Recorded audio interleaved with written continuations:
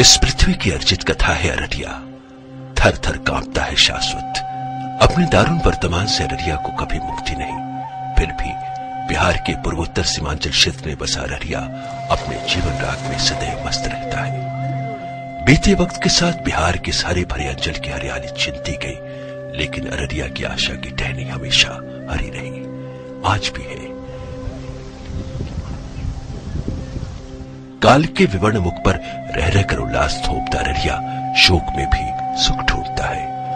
22 लाख की आबादी वाले बिहार के इस नन्हे से जिले ने अमर रचनाकार फणीश्वरनाथ रेणु, पंडित रामदेनी तिवारी, द्विजदेनी, अगस्त क्रांति के अमर शहीद सुंदर दत्मा, जगतू हाजरा और कालिदास सरीखी हस्तियों को जन्म दिया।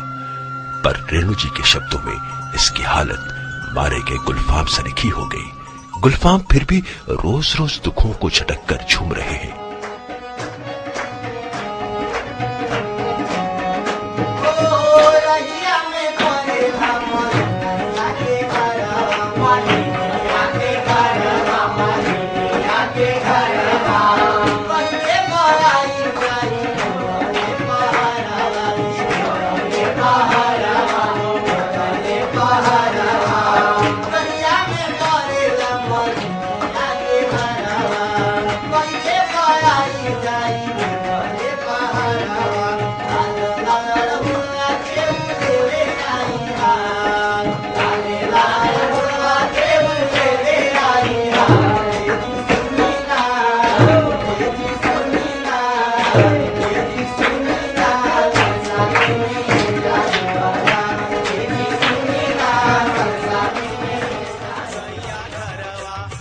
रसन चौकी की गूंज और चैती कजरी का स्वर कभी मन नहीं पड़ता। जीवन की इस रस वर्षा में कोई नहीं समझ पाता कि अररिया के आंसू कैसे चुपके से निकल गए।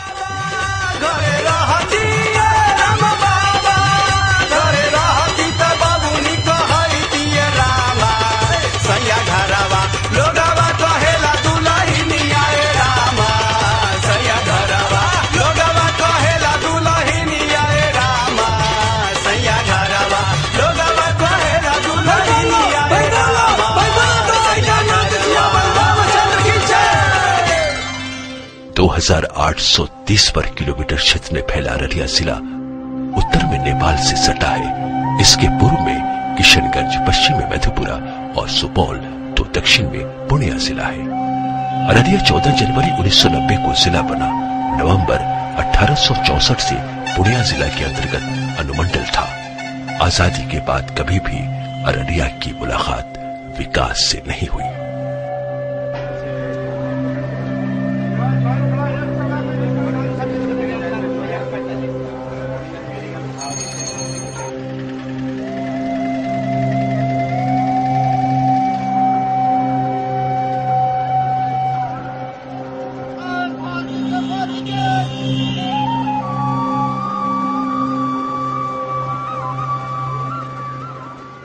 प्राचीन अररिया का कोई लिखित या प्रमाणिक इतिहास नहीं मिलता। किंवदंतियों, जनश्रुतियों को माने तो ये क्षेत्र कभी जंगलों और पशु पक्षियों से भरा पूरा था। जंगल को संस्कृत में अरण्य कहते हैं, इसलिए इसका नाम अरण्य से कालांतर में अररिया हो गया। बताते हैं कि जिले की सबसे बड़ी परमान नदी से पूरब और बैरगाछी से उत्तरी मदनपुर जाने के रास्ते में अररिया बस्ती बसी थी, परंतु बार बार परमान नदी की बाढ़ से परेशान हो अंग्रेजों ने 1875 में यहां से 8 किलोमीटर दूर बसंतपुर गांव को अपना मुख्यालय बनाया, जो आज जिला मुख्यालय है।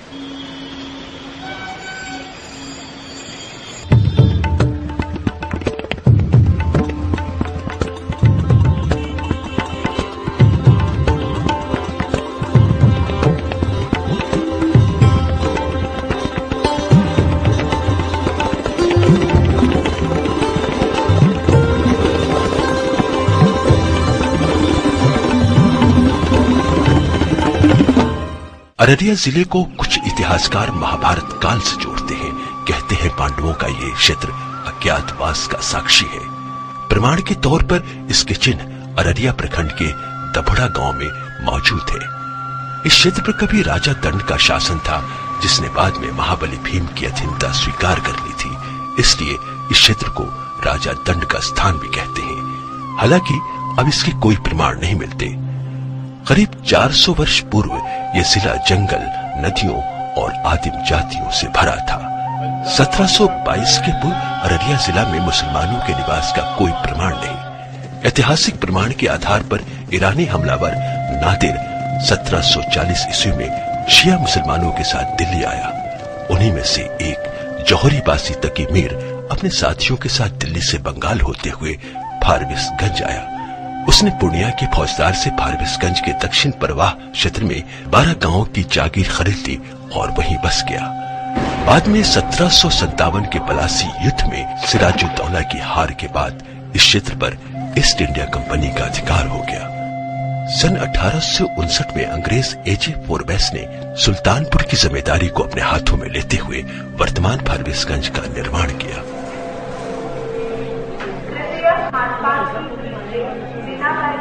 भारत की आजादी में अररिया के सपूतों ने भी बढ़ चढ़कर हिस्सा लिया।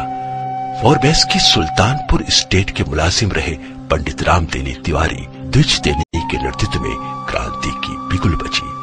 अपनी साहित्यिक और ओजस्वी वाणी से उन्होंने हुंकार भरी। देख दशा इस देश की, तुलसी है अब मौन, घर घर लीडर देखिए, बने सिपाही कौन।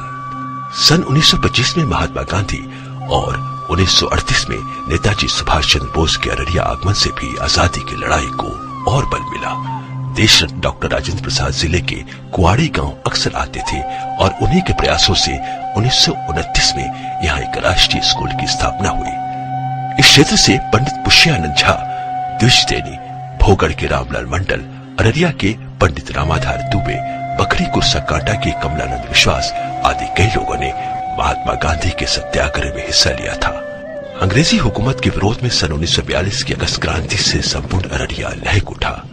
इसमें द्विज देनी के अलावा बाबू वसंत सिंह, धनुषधारी चौधरी, सूर्यानंद शाह, पंडित रामाधार द्विवेदी, कन्हैयालाल वर्मा, हरिलाल झा, नागेश्वर झा, बुद्धिनाथ ठाकुर, गणेश लाल शर्मा, साहित्यकार फणीश्वरनाथ रेणु जैसे युवा क्रांतिकारी शामिल थे।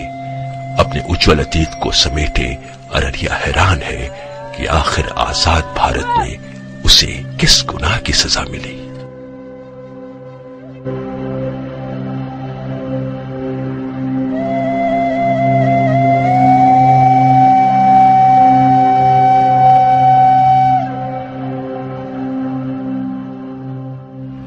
इक्कीस 58,608 लोगों की जनसंख्या वाले जिले को यूं सुचारू रूप से चलाने के नाम पर अररिया और फारबिसगंज 2 अनुमंडलों में विभक्त किया गया है।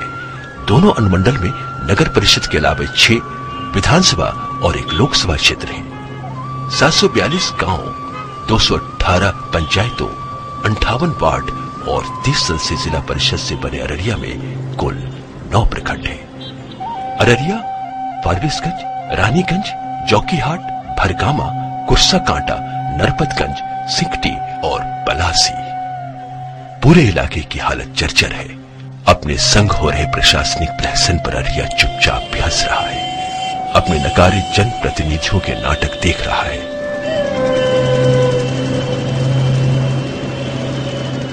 अररिया जिला में नदियों और जलधाराओं की भरमार है।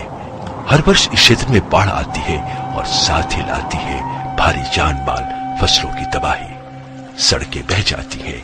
कई बार कई गांवों से मुख्यालय का संपर्क टूट जाता है। यहाँ की मिट्टी कोसी और उसकी सहायक नदियों द्वारा लाई गई रेत से बनी है। अप्रैल से सितंबर तक अच्छी बारिश होती है। आम बिहारी खान पान की तरह यहाँ के लोग भात, रोटी, मकई की रोटी, विभिन्न प्रकार के साग के सेवन करते हैं।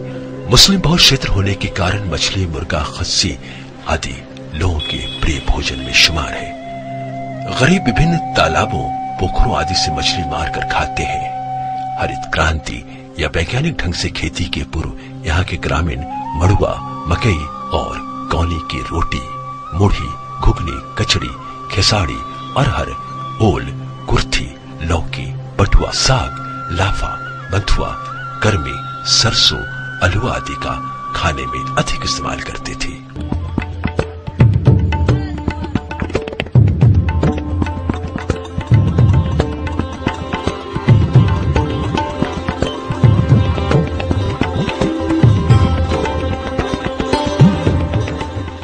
यहाँ की प्रमुख फसलें हैं पटुआ, धान, गेहूं, मक्का, महुआ, आलू, ईख, दलहन, तिलहन।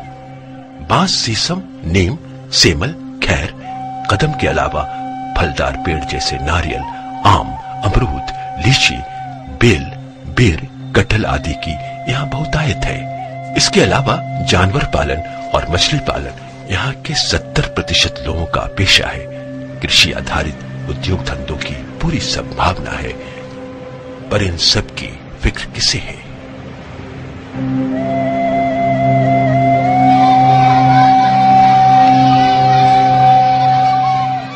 जिला में शिक्षा और स्वास्थ्य की दशा भी दयनीय है। बिहार के किशनगंज जिला के बाद अररिया की साक्षरता दर सबसे कम यानी 34.85% है। निरक्षरता का आलम यह है कि यहाँ पुरुष 46.50% साक्षर है तो महिलाएं केवल 22.14%। हालांकि पद्मश्री से सम्मानित रानीगंज की निवासी श्रीमती कलावती ने स्वयं निरक्षर होते हुए भी स्कूल कॉलेज की स्थापना कराई, पर शिक्षा के मामले में आज भी अररिया को सिर झुकाना पड़ जाता है।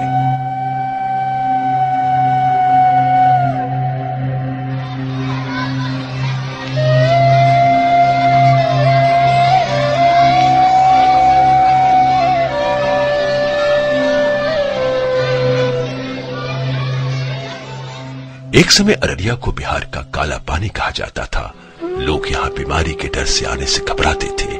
कालाजार, मलेरिया, घेघा आदि बीमारियां यहाँ आम थी। अब स्थितियां बदली हैं, लेकिन सरकारी खजाने में लूट की वजह से कुपोषण जैसी समस्याओं से निजात नहीं मिल पाया है। आज जरूरत है फारबिसगंज के मशहूर डॉक्टर स्वर्गीय अलख निरंजन जैसे लोगों की, जिन्होंने आजीवन चाहे अमीर हो या गरीब चिकित्सा शुल्क के रूप में केवल 2 रुपया ही लिया।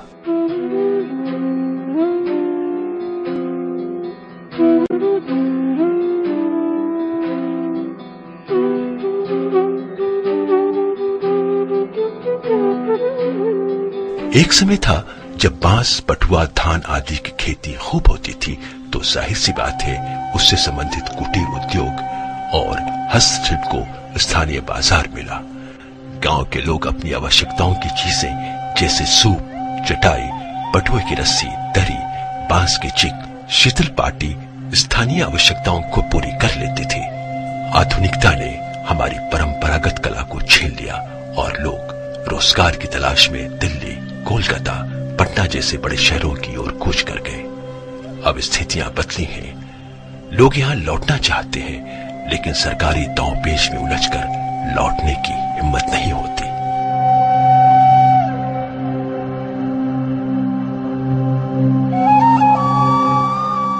नॉन बैंकिंग के क्षेत्र में विश्वविख्यात व्यक्तित्व श्री सुब्रत राय को बचपन की अपनी इस धरती का मर्म पता है।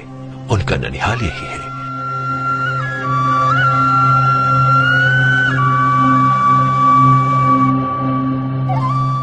9वीं तक वे यहीं पढ़े, लिहाजा निजी स्तर पर सुब्रत सहारा इंडिया के जरिए अररिया मुख्यालय से लगभग 5 किलोमीटर दूर हरिया बड़ा में जूट यानी पटुआ आधारित जूट प्रोजेक्ट जैसी महत्वाकांक्षी योजना को साकार कर दिया है।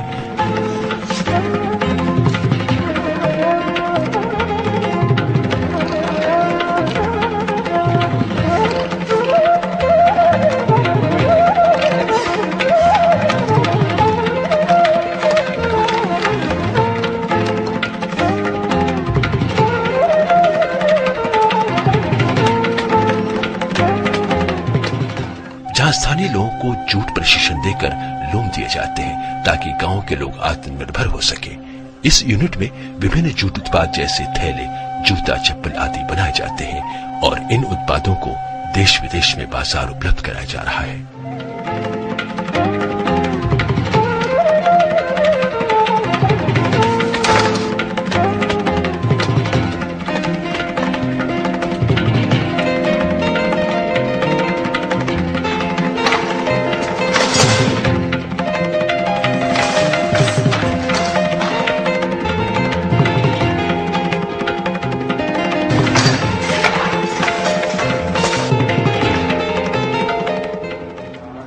इसी प्रकार जिले में 5 निजी धान मिल, करीब 52 फूड प्रोसेसिंग यूनिट और करीब 52 हॉट प्रेसिंग बिलिंग मिल के जरिए जिले को आत्मनिर्भर बनाने के प्रयास चल रहे हैं। पर जिले में बिजली बामुश्किल 5-6 घंटे ही औसतन प्रतिदिन रहती है और ऐसे में क्या हो सकता है। लेकिन इस दिशा में अररिया के सपूत बुल्लू शरण बायोगैस, बायोमास और सोलर आधारित देसी पावर द्वारा स्थानीय स्तर पर रोजगार के साथ ही गांव को भी रोशन करने की कोशिश कर रहे हैं।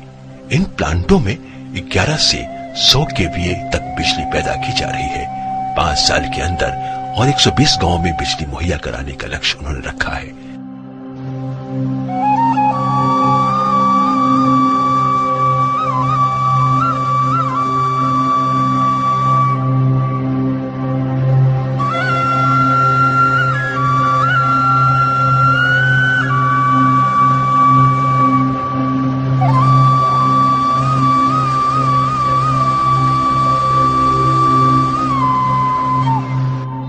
पुराने जमाने की बात है जब यहाँ के पहनावे की खास तौर पर चर्चा होती थी। पुरुष धोती कुर्ता पहनते थे। वक्त बदला, मुसलमानों के साथ ही हिंदुओं के पहनावे में लुंगी, गंजी या शर्ट शामिल हो गया।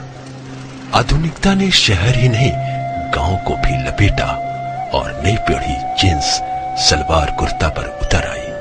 औरतों में आज भी साड़ी का प्रचलन है। जिले की भाषा और बोलचाल में काफी भिन्नता है। कहीं हिंदी उर्दू मिश्रित बोलचाल है तो कहीं देशज मैथिली। कई मुस्लिम बहुल गांव में आज भी कुल्हैया बोलचाल की भाषा है। कुछ क्षेत्रों में बंगाल से आए लोग बांग्ला भाषा का भी इस्तेमाल करते हैं।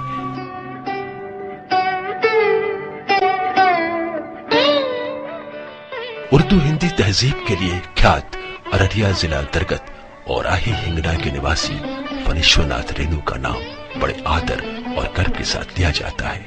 मैला आंचल, परती परी कथा आदि रचना तथा मारे गए गुलफाम पर बनी फिल्म तीसरी कसम से चर्चित रेणु अररिया के ही नहीं पूरे भारत के लिए गौरव है। जाए बसे परदेस सजनवा सौतन के भर माए, ना संदेश न कोई खबरिया, रुत आए रुत जाए।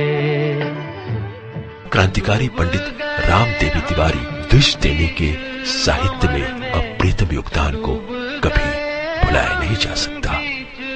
इसके अलावा जीवित पीढ़ी में कथाकार बसंत कुमार राय, रहबान अली राकेश, राज राघव, भोलानाथ पंडित प्रणय आदि का नाम बड़े अदब और आदर के साथ लिया जा सकता है। खेल के क्षेत्र में एक समय अररिया का कोई सानी नहीं था। अररिया टाउन क्लब की फुटबॉल टीम का जलवा आसपास के क्षेत्र में ही नहीं पूरे देश में चर्चा का विषय था। ये टीम पेशेवर मोहन बगान, मोहम्मडन स्पोर्टिंग तथा ईस्ट बंगाल जैसी भारत की दिग्गज टीमों के भी नाक में दम करने की क्षमता रखती थी।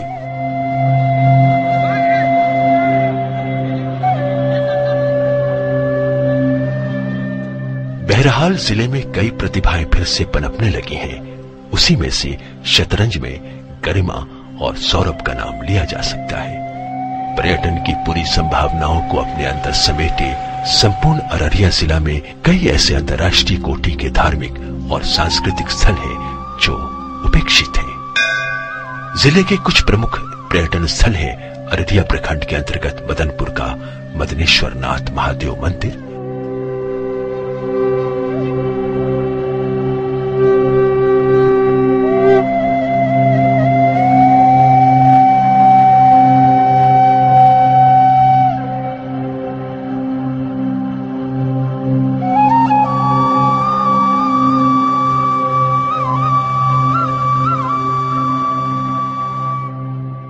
साहसमल के 6 छोटे छोटे तालाब,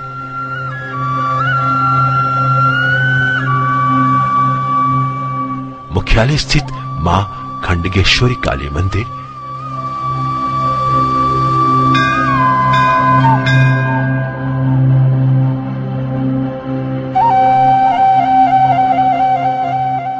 ठाकुरबाड़ी स्थित रामकृष्ण आश्रम इत्यादि।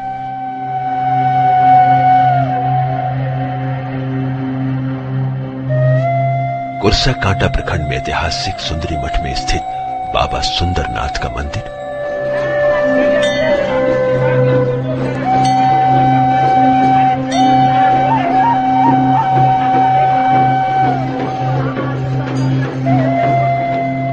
फारबिसगंज प्रखंड में सुल्तान पोखर,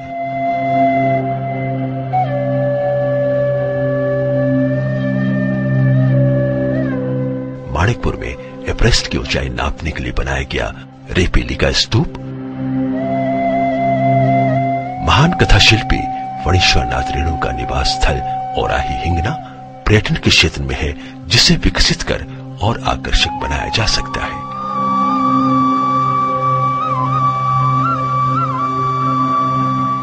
इसके अतिरिक्त अररिया स्थित परमान नदी में डॉल्फिन जैसे दुर्लभ प्राणी की सुरक्षा के साथ साथ पार्क का निर्माण, जड़ी बूटी केंद्र, विभिन्न स्थानों में उत्तर प्रदेश की झांसी की तर्ज पर फणीश्वरनाथ रेणु पार्क, द्विजेनी पार्क के अलावा हरियावाड़ा से लेकर सिमराहा तक फैले जंगली भूभाग में डियर पार्क विकसित कर अररिया राष्ट्रीय अंतर्राष्ट्रीय आकर्षण का केंद्र बन सकता है।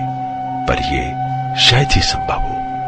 आज आजादी के वर्षों बाद भी यहाँ के गांव शहरों के विकास की बात केवल कागजों, थोथे वादों, आपसी राजनीतिक दांव पेच में उलझ कर रह गई है, जो यहाँ के लोगों के चेहरे पर छाई निराशा और हताशा के व्यवहारिक सच को उद्घाटित कर रही है। शोक में सुख ढूंढना ही अररिया की नीति है। सुनिए अररिया का संगीत।